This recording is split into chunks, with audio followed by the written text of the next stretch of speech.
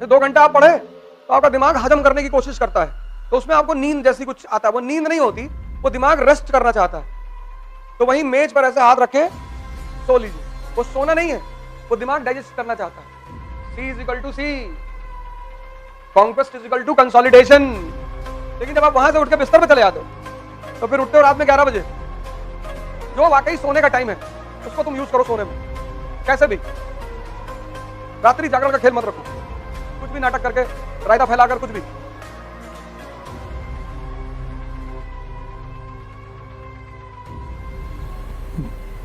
जय Hind friends.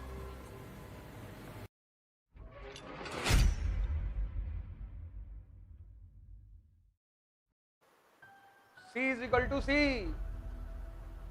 Conquest is equal to consolidation. Maratha Bharat में साम्राज्य क्यों नहीं बन पाए? क्योंकि उन्होंने इस पे ध्यान नहीं दिया। कब लड़ाई लड़ी, जीते, चौथ लिया, वापस, इसलिए कभी साम्राज्य बने ही नहीं। मुगल, उन्होंने इस फॉर्मूले को फॉलो किया। तुमको भी पढ़ाई में इसी फॉर्मूले को फॉलो करना है, और ये चैलेंजिंग है। पढ़ना चैलेंजिंग नहीं है, हजम करना। पेट है ये दोनों पेट हैं।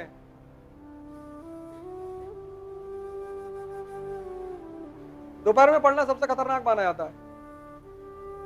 2.5 किलो लंच कर लिए, और पढ़ते पढ़ते एक काम जरूर करा करिए, नैप जरूर लिया करिए। कभी भी सोने के लिए आप बिस्तर पे ना जाएं। 2 घंटे आप पढ़े तो आपका दिमाग हजम करने की कोशिश करता है, तो उसमें आपको नींद जैसी कुछ आता है। वो नींद नहीं होती, वो दिमाग रेस्ट करना चाहता है। तो वहीं मेज पर ऐसे हाथ रखे सो लीजिए। वो सोना नहीं है, वो दिमाग डाइजेस्ट करना चाहता है। लेकिन जब आप वहां से उठ के बिस्तर पे चले जाते हो तो फिर उठते हो रात में 11 बजे। तो ये बहुत बड़ी बात है, जो मतलब आमतौर पर स्टूडेंटों को पता नहीं चलती कि नैप का सिद्धांत क्या है।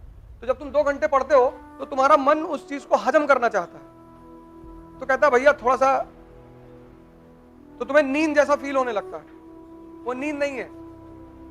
बाकी नींद पूरी रात में, और कोशिश करो कि 10 बजे से लेकर मैक्सिमम सुबह 5 बजे तक सो जाओ, 4 बजे तक। जो वाकई सोने का टाइम है उसको तुम यूज करो सोने में। कैसे भी रात्रि जागरण का खेल मत रखो। कैसे भी कुछ भी नाटक करके, रायता फैलाकर, कुछ भी। नींबू लिया है, उसमें लाल रंग भर के चाकू से काट दिए। हमारे कमरे में जो है ब्रह्म बाबा आते हैं, अगल बगल वाला कोई आएगा ही नहीं। सो आराम से।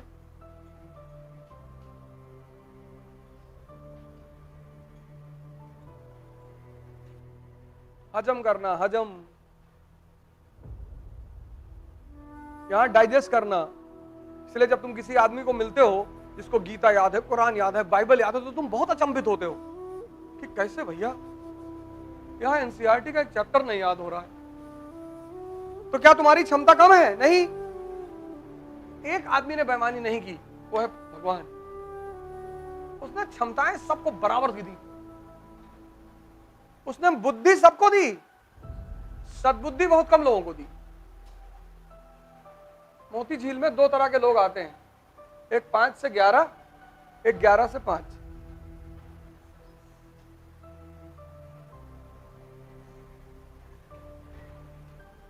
नहीं,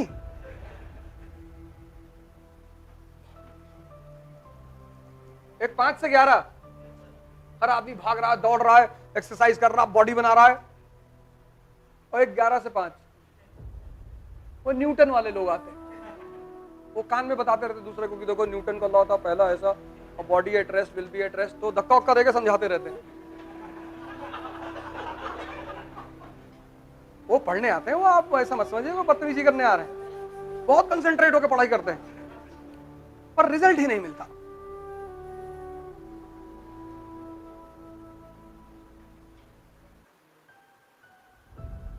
वो 11 से 5 वाले परेशान है कि जीवन में कुछ है ही नहीं, भगवान ने हमको कुछ दिया नहीं। इतना मारेंगे ना जूता से, तुमको मरना पड़ता है, मरना। एजुकेशन का एक ही सिद्धांत है, मैं तुमको बार बार क्लास में कह चुका हूं। एजुकेशन मतलब दिमाग को जिंदा करना। तुम अपनी स्थिति से अंदाजा लगाओ कि तुम 16 साल पढ़े हैं, फिर तुम्हें कोचिंग भी करना पड़ रहा है, तो अब तुम मुझसे काहे पूछ रहे हो? तुमको पता है कि एक जबरदस्त रिफॉर्म भारत की एजुकेशन पॉलिसी में होना चाहिए। यहां कोई बच्चा बैठा हुआ क्लास में? सब पाषाण काल के लोग हैं सब, तो एक दो बच्चे बैठे होंगे, बाकी सब स्टोन एज, प्री पैलोलिथिक वेलिथिक के हैं सब। ये बेचारे वैसे ही दुखी हो रहे हैं कि यार बताओ ये सब हम क्या पढ़े थे यार, सब मॉडर्न इंडिया पढ़ के बैठे इसमें 10 12 15 लोग। अब ये सन्नाटे में ये हम भी कुछ पढ़े थे, लेकिन ये सब तो कहीं लिखा था, तुम्हारी आंखें गुजर गई ऊपर से। वो किताब तुमसे चिल्ला रही थी कि भैया सुन लो भैया, अरे तुमने कहा बाद में सुनेंगे यार, अभी टाइम नहीं।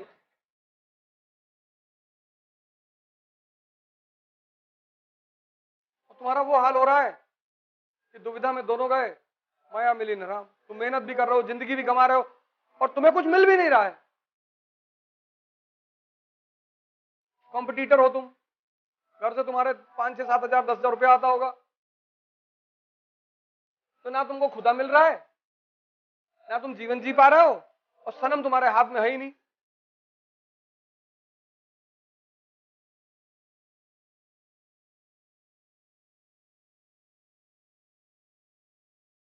जल तो तुम बहुत रहे हो, ऐसा नहीं कि नहीं जल रहे हो, जल बहुत रहे हो, लेकिन कोयले की तरह जल रहे हो, राख बन जा रहे हो। स्कूल की एजुकेशन का मतलब क्या है? तुम्हारा दिमाग जिंदा हो जाए, तुम सोचने लगो, कनेक्ट करने लगो। ना तुम कनेक्ट करना सीख पाए, ना तुम सोचना सीख पाए, तो उस एजुकेशन का फायदा ही क्या था? और डर तुम अलग से गए, जातिवादी हो गए, ब्राह्मणों भारत छोड़ो, कल एक रैली निकली थी,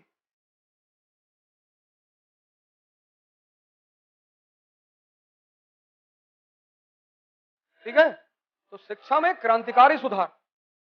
इतना बैग लेके लड़के क्लास में जाते हैं, क्या फायदा? मॉडर्न पीरियोडिक टेबल और मेंटली पीरियोडिक टेबल में फर्क ही नहीं पता, क्या फायदा?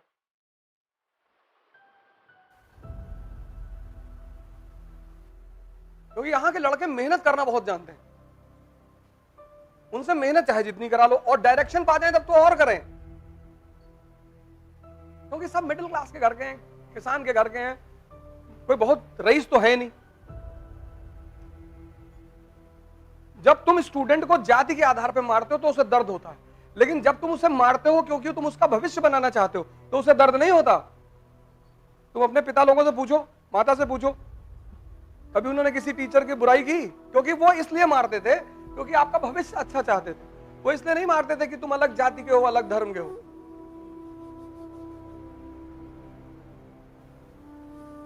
और जब काम नहीं कर पा रहे हो, होमवर्क नहीं कर पा रहे हो, हम स्कूल में क्यों अच्छा परफॉर्म करते थे? क्योंकि टीचर्स होमवर्क ना करने पे पीटती थी। यहां कोई होमवर्क ना करने पे पीटने वाला नहीं है।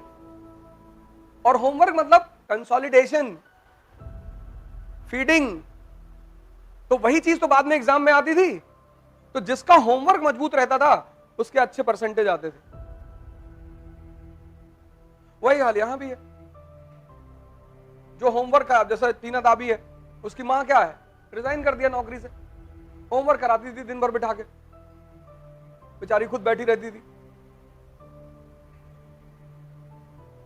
तो एक बहन का 1 रैंक, दूसरी बहन की 15 रैंक, क्योंकि एक होमवर्क कराने वाला आदमी था ना। एजुकेशन मतलब E is equal to E। Education यानी एनलाइटनमेंट।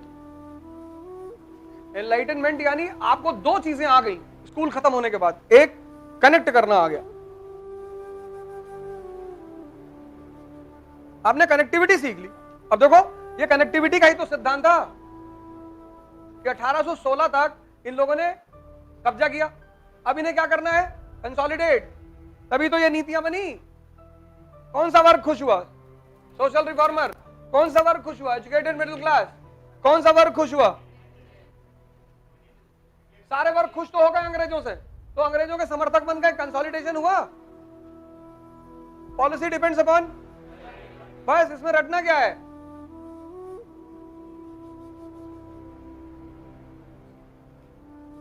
पर तुम ये चीज सीखे ही नहीं स्कूल से कि यार ये भी कोई चीज होती है।